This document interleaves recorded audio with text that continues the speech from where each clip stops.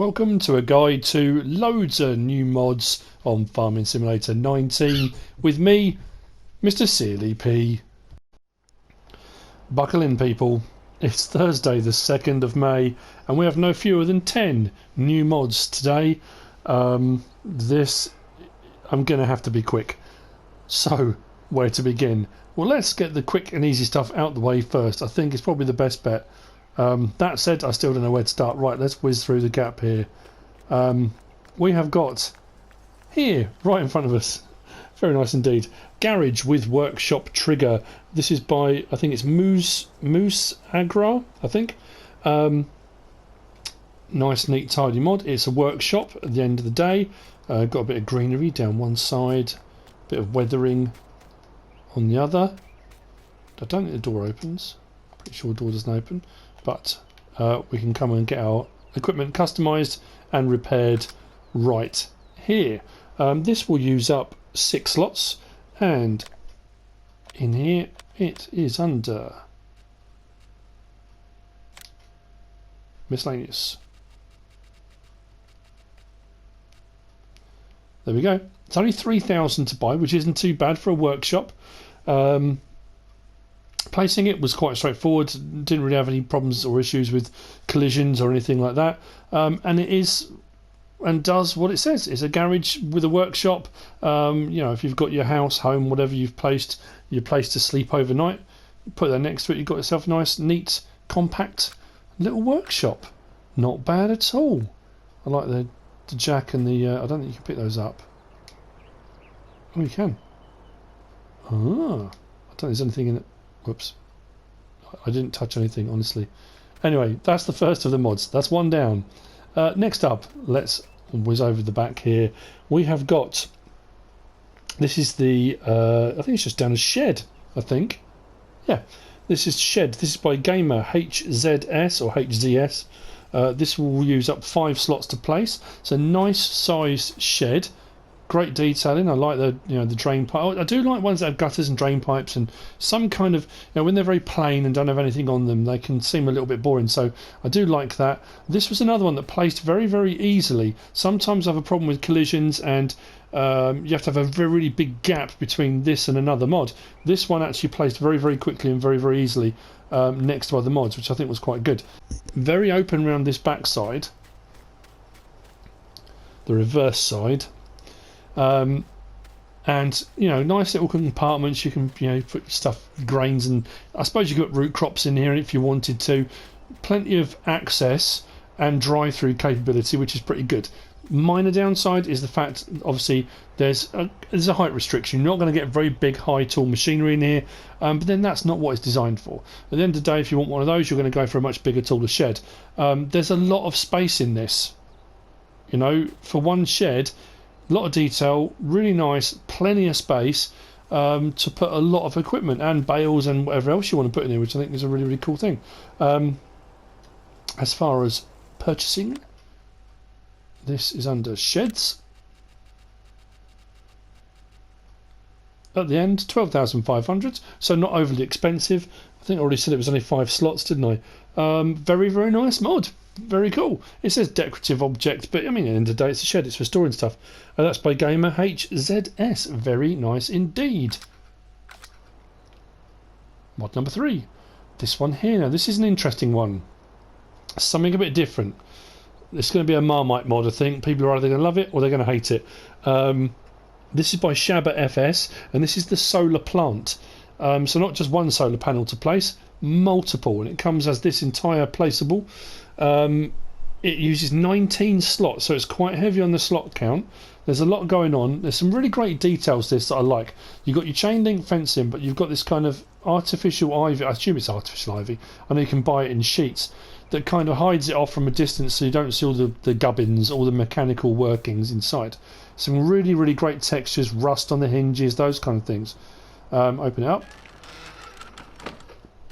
We've got drain covers and dirt, and you've got all of the individual. The detail on it is really, really good. All the wiring for each individual panel. Lighting, I think, comes on at night. I haven't found a switch for the lighting. But but it's pretty cool. It's another one of those ones, if you want a way of generating income, and you want to do solar panels, but you're not necessarily, you know, smitten by the individual ones. It's just again, it's another quirky, interesting way of tackling a problem, and I really like it. Really cool. They really don't want anyone getting into that, do they? Is that the transformers? I'm never quite sure. I'm no electrician, I'll be honest with you. Now, as far as what this generates, income wise, on easy it's 560 per hour, on normal it's 420, and on hard it's 280. And here's the thing, when we look at this in, I think this is miscellaneous.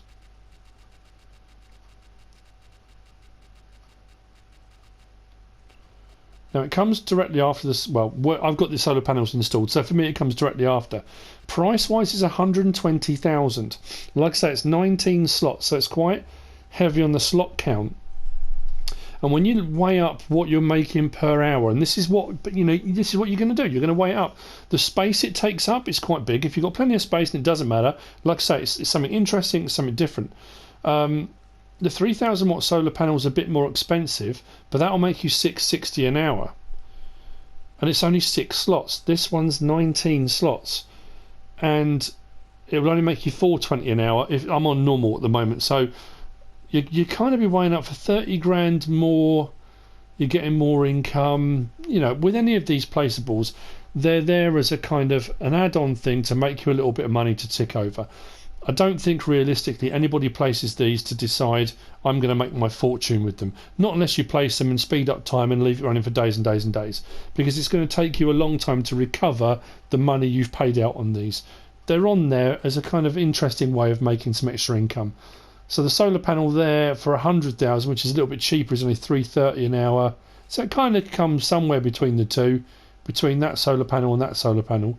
But it's a solar plant. It's nice. It's a cool mod. I like it. Like I say, it really stands out. It's something different that we haven't really come across before. That's by ShabaFS. Next up, we have got the cow barn. This is by moechtegernbauer, and we had the pigsty that came out the other day. Now this is a bit more of a kind of, like I say, look at the fence and stuff around it. It's a bit like the horse paddock we had, where it looks like it's got electric fencing rather than a proper sort of. I say proper, it's a proper enclosure. You know what I mean. Anyway, round this side of it, we've got our water trough. This one's another really nice mod. It's a cool looking mod. Lots of really great detail on it. One thing I will say though, a couple of the gates and doors have got some very strange sounds on them. Sounds like a drawbridge. Anyway, we've got access here. We've got our manure point, where the manure collects. Actually, slurry point. Oh, there we go. Slurry point's just around the side here for collecting your slurry that they produce. Doors open both sides this end. Now this side is where we can purchase directly or deliver, drop off, collect. If we're going to buy, bring them, sell them, whatever you want to do, you can do it from this side here. This one here, this hazard area, I'm assuming, and I hate saying that, I'm sorry I say that, it's for straw. Because the sort of area out there is normally when you do straw you get a bit of bed in here, maybe inside. Because I can't work out what else this would be for. I think it's straw. Anyway, let's close that one up.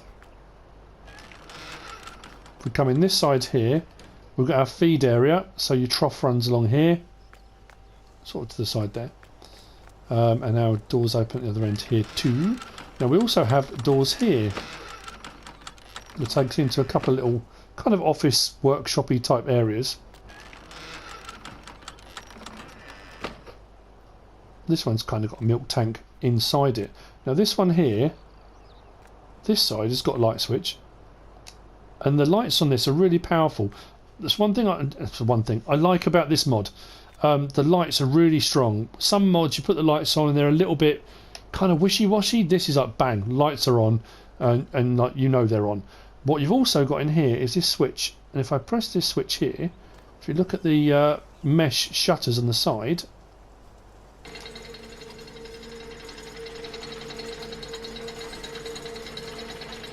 It opens up the mesh shutters to allow a bit more air through when the weather's a bit warmer.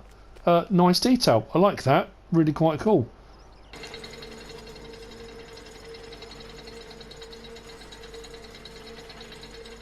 There you go. And then out the front here is where your milk churns are going to appear. So that's the cow barn from moechtegernbauer. Nice mod. Very, very cool. That's the placeables. Now we get onto everything else, and there's a whole load of stuff here. Now we're going to start off with, at the end here, we've got a Joskin Transpace 8000. Now we've already got one in game, so that's that kind of okay, what do we need another one for?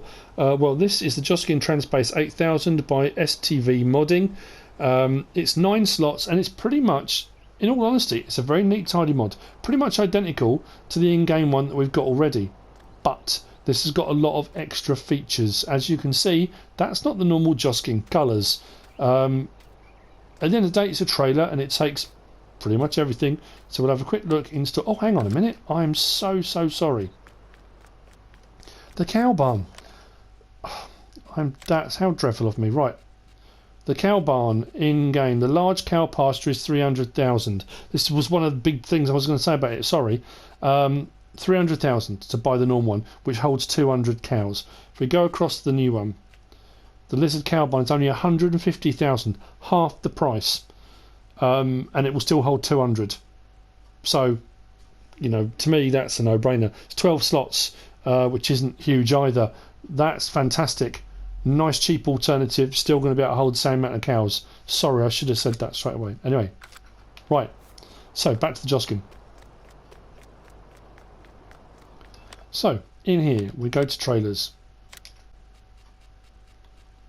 The Joskin Transpace 8000, the in-game standard one is here, 9 slots, 31,000 litre capacity, takes all of those crops. 35,000 to buy. The Transpace 8000, this is the modded one, exactly the same price, exactly the same size, takes all the same things, and it's the same slot count. So it's pretty much, there's nothing different at all. It's not like it's half the price or anything like that, but we've got a lot of different options on here. We can change the main colour, which is the chassis, so I might want to go for an orange chassis underneath, which is pretty grim, but you might want to. Rim colour, we can go with, let's go with the blue rims. That looks even worse, but it really stands out, you can see. And then our design colour is the main body of it, and let's just say I'd go with white, I don't know. So we've got a lot of options of things we can change. Really personalise that Joskin trailer to make it your own. As far as wheels and tyres go, we can have trailer bogs, standard or wide, and the wide ones are quite big, I'll be honest. We can have Michelin's, standard or wide. I think knock-ins, yeah, knock-ins just come standard. There's no wide version on the knock-ins. So there you go. It's just an alternative Transpace 8000. Few different options on there, but like I say, it gives you the ability to personalise it and make it your own. And there's no additional slot count cost to that. You know, sometimes you get these mods and they look fantastic, and you think, oh, I can customise it, but it's double the slot count of a normal one, and then that kind of affects your decision. You won't have to on this. So, all good. That one was by STv-Modding. Very, very nice indeed. We'll go into these ones in a second. Here we have, I always get this wrong, Krone. I always say Krone. I'm sorry if that's not how you pronounce it. This is a Krone mower. This is the Krone Easycut F. This is by Lukas, Puma, and I want to say Hunter. Yeah, Hunter 4987.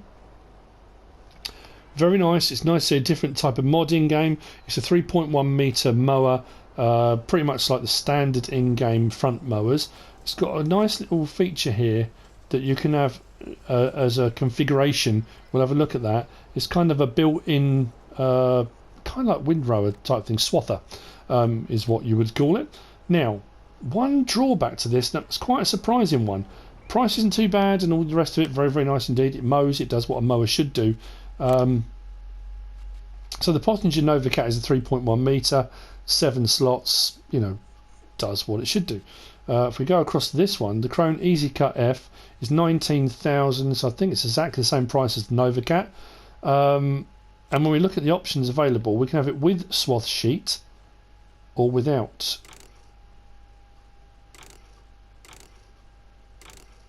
So without, I think it just cuts the grass, drops it where it is. With the swath sheet, it kind of puts it all into a smaller swath. Downside to this, and again, this I don't blame the modders for this, because I know a lot of modders are getting caught out by this quite regularly. 17 slots. 17 slots for a front mower. I'm not quite sure why. And I know the modder will look at a console review of this and go, what? There's no way that should be.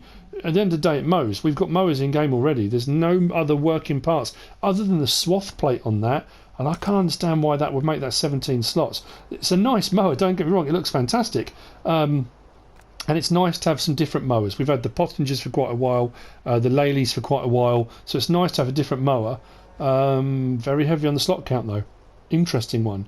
I'm going to get onto the more detailed stuff in a minute. I'm trying to get through the things that are a little bit quicker and easier to do. So, here, right in front of us, we have got, this is the Slurry Container by NicoPix. This is 3 slots and it's an IT runner container, but it holds slurry. That's what it's designed to do. Now, this is the same as a field container. Bear with me 1 second. I honestly believe that this is designed to be taken out to a field, dropped off, and then a tanker comes and fills it up. Because let's be honest, you've got an IT runner container, the hook lift picks up and drags up. If that was full of slurry, this is going to get really messy really quickly.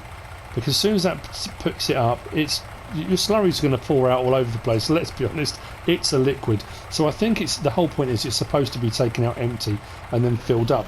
That said, on the back of this hook lift truck, I drove around for a couple of minutes earlier with it full up.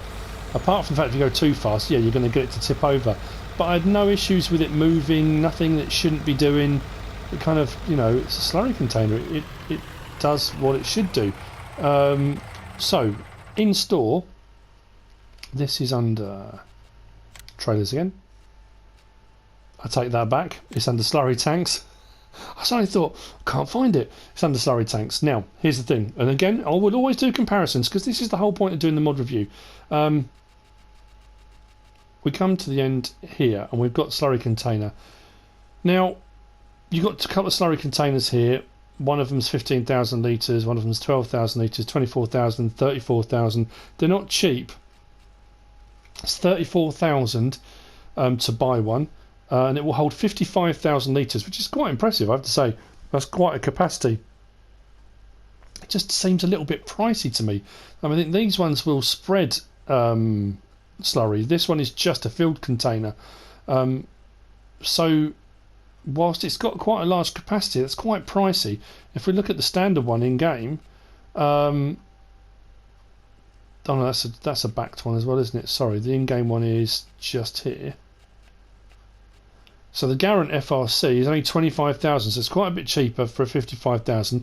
Plus, it's got its own trailer, so that one you would pick up and take off and whatever. The other one, obviously, you're going to need an IT runner pack and IT runner stuff anyway to be able to use that. That's the only drawback to it. I think the capacity is fantastic, 55,000 litres.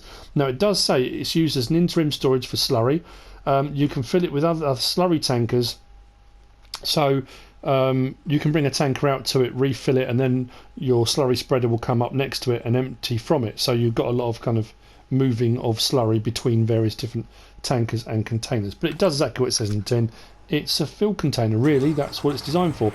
I wouldn't want to be hooking these on and off with slurry in the back. That just kind of makes sense, doesn't it? Right, next up we have got, these are Kverneland, I always get it, Kverneland, Tar Up. This is the Tar Up 107, and these are trailers. Now, they look like sugarcane trailers, and that's what was my first thought. And you think, oh, okay, more sugarcane trailers. But no, these are rather nifty. They have a trick up their sleeve. Firstly, let's just, I think it was that one. They tip, which is great, just like the sugarcane ones do. So you can kind of use it as a chaser bin, auger type thing if you wanted to. Take them off fields, tip into other things, tip into sale points, whatever you want to do, which is rather nice. This one at the front has got smaller wheels than the one at the back. We've got quite a few options available when we look at these in store.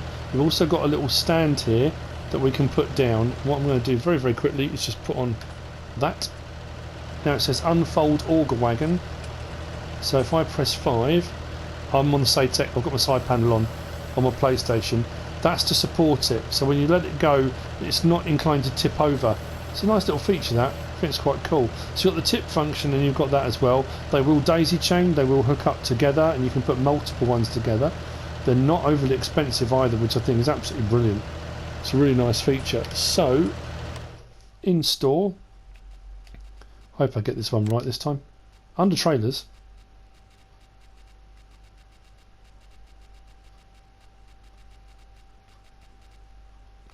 we've got the Tarup 107, 6,500, cheap as chips.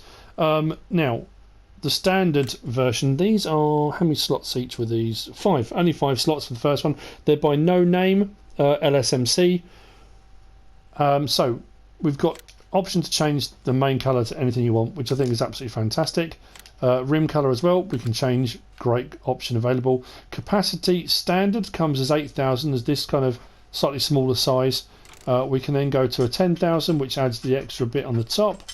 And then if we go one more, it adds that kind of mesh cage on the top as well, which takes our capacity up to 14,000.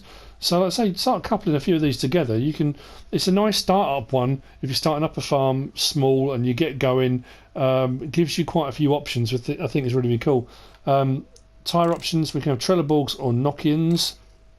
But with the Trelleborgs, we've got quite a few options as far as tyres go. I always try and get to a point where you can actually see the tyres, because it's quite tricky otherwise.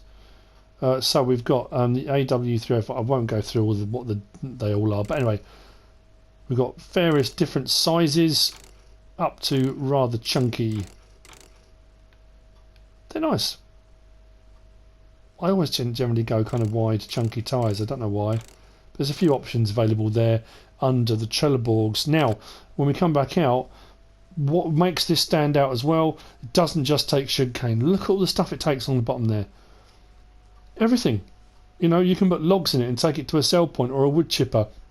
It will take fertiliser, it will take silage, it will take all your forage, it will take all your crops. It's, you know, a really universal trailer. So yeah, it's got all that kind of sugarcane technology and the ability to tip up and all the rest of it, but we'll take everything. Really, really cool mod. Like it. Nicely detailed, a lot going on. The actual animations are pretty sound. If I switch to the rear one, oh, hang on. That's doing the leg. There we go. Our tip function, very smooth. Right the way up and over. Very cool. Nice mod indeed by no.naim LSMC. Right, so let's just drop that off there. Don't worry, just a couple more. We'll get there. We'll get there. We have got. It's back again. The Hyzamat. It's the Hyzamat HM4 300. This will use up six slots, and it's by Bensterr. I've never been a fan of this. And you know, it does small logs and stuff. They're great. I say not the modder or the mod itself, but because like, when you try and do bigger stuff and bigger trees, it can be a little bit of a nuisance. Now, this has to be hooked up to a PTO to run. It won't operate separately. It hasn't got its own engine. I'm going to open up that so we can see the menu available. So if I press 5, I can fold the wood crusher. That folds up the main part there. Pipe in, like so. Packs up to a nice compact unit. I think it takes logs up to a diameter of 30 centimetres was what it said on the Modhub. I'm pretty sure it's what it said. So like I say, we'll do that one more time. Pipe out. Now obviously I'm on PlayStation. This is no trickery. If I press L1 now, it'll give me the same options with the PlayStation controls. So unfold, wood crusher, pipe out, all the usual stuff. But because I've got the SATEC side panel plugged into my PlayStation, it just makes it a little bit easier for doing those things. So if we do 7, pipe out.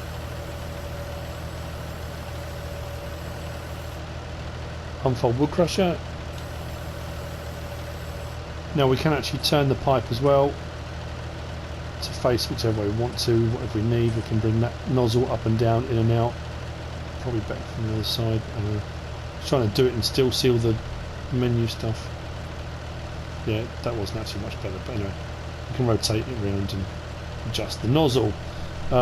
Turning it on, it's quite noisy, but anyway, 4.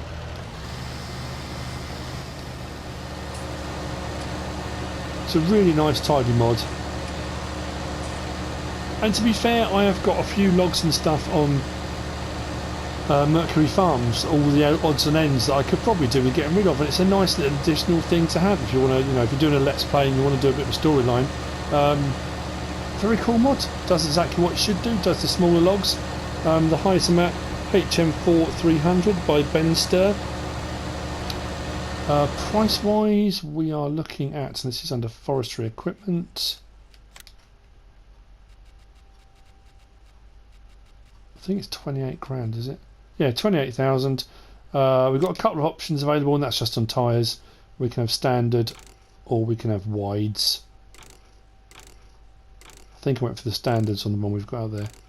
But yeah, very, very cool mod indeed. Yeah, standards. So, we will turn it off. Fold up that. Pipe in. Job done.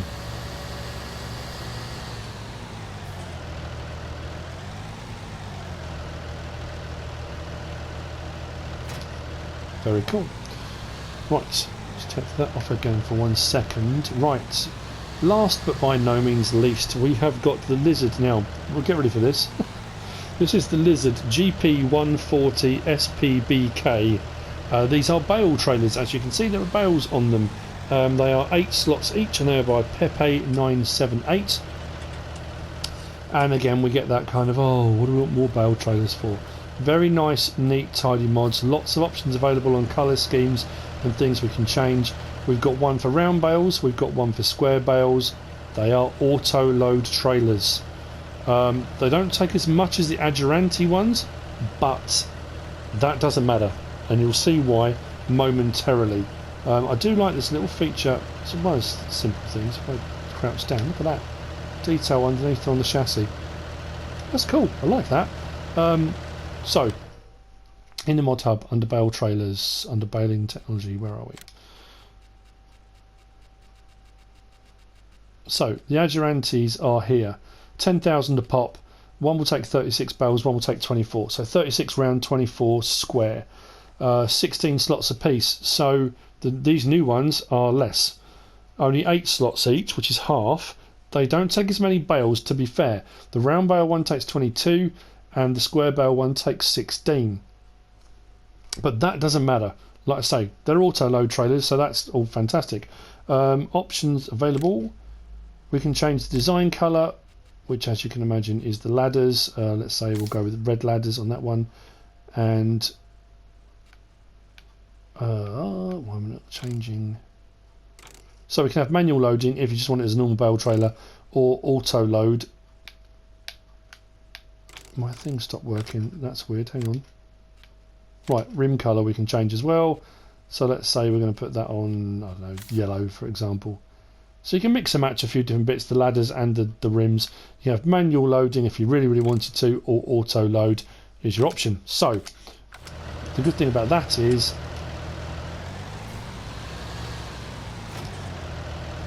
what I will do is show you very, very quickly. This is the important bits, and this is the bit a lot of people complained about the Adjuranti one when it came out. I've got my straps on at the moment. Now, when I open the menu, it says lower loading platform. If I press L1, press triangle, and then it says operating position. So if I press square, that reloads them. So when you're going to pick up bales, you put it in operating position and it will go and automatically pick them up, which is fine. I'm going to take the straps off, because as it stands at the moment, they're kind of in the ether. They haven't been unloaded onto the trailer yet or anything like that. But here's the thing. When it comes to unloading, if I press triangle, we can unload them wherever we want. Pick them up, put them down.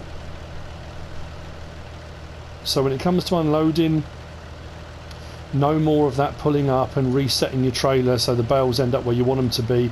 You can actually unload them right there, wherever you want. So if I press unload bales now, unload here, press triangle, and my bales have unloaded. I can then drive away very, very happily lower loading platform. Now it says lower loading platform, but I can't actually see anything that it does. I think that just kind of resets it to where it needs to be. So I did have a load of square bales out. The square bale one does exactly the same. So all I'll do, like I say, is come up alongside. If I press L1 and square, operating position, automatically loads them. Now what I can do, I can drive them around like that if I want to, no problem at all. But if you want a bit more realism when you're transporting, what I can do now is L1 unload bales, but I want them unloading onto the trailer. Realistically is where I want them. So if I unload bales here, they're on the trailer, and then put my straps on, I can drive to wherever I want to go, just as you would do normally. But the beauty of these two trailers is you can unload wherever you want them to. That is a fantastic thing to have. I know it's that kind of, I suppose, yeah, even, you know, I'll go so far as to say game changer, because I've used the Adjuranti ones quite a lot. They're very, very handy, very, very helpful, especially when you're doing a lot of bales. But having to unload them, you either do it manually, or if you want to do it off screen and you reset the trailer, you've got to keep going back to the reset point to pick up the trailer, and that can be a bit of a nuisance. This resolves that issue absolutely perfectly. So operating position, take those straps off, unload bales. I'm just going to put them this side. Now you can't do them behind though. You can go side to side, but it won't let you unload them behind, so backing into sheds might be a little bit trickier, but there we go. I can abort unloading if I want to, and then just put them back wherever I want to go, so there's no issue with me doing it by accident. Unload bales here, job done. There we go. Very, very cool mod. Like it a lot. So like I say, we've got one for round, we've got one for square as well. Does exactly the same thing, works in exactly the same way. Very nice indeed. Now I've rattled through, and generally speaking what will happen is I've reviewed 10 different mods with loads and loads of different features, and somebody will pick one thing that I missed and say, oh, you missed this. I'm gonna miss stuff. Unfortunately, that's just the nature of it. I hope you found this useful and informative in some way, shape or form. If you have, give us a like. If you don't subscribe yet, please do. If you want to leave a comment, feel free. And if you want to share this video, then please be my guest. Whatever you should choose to do. Thanks for watching.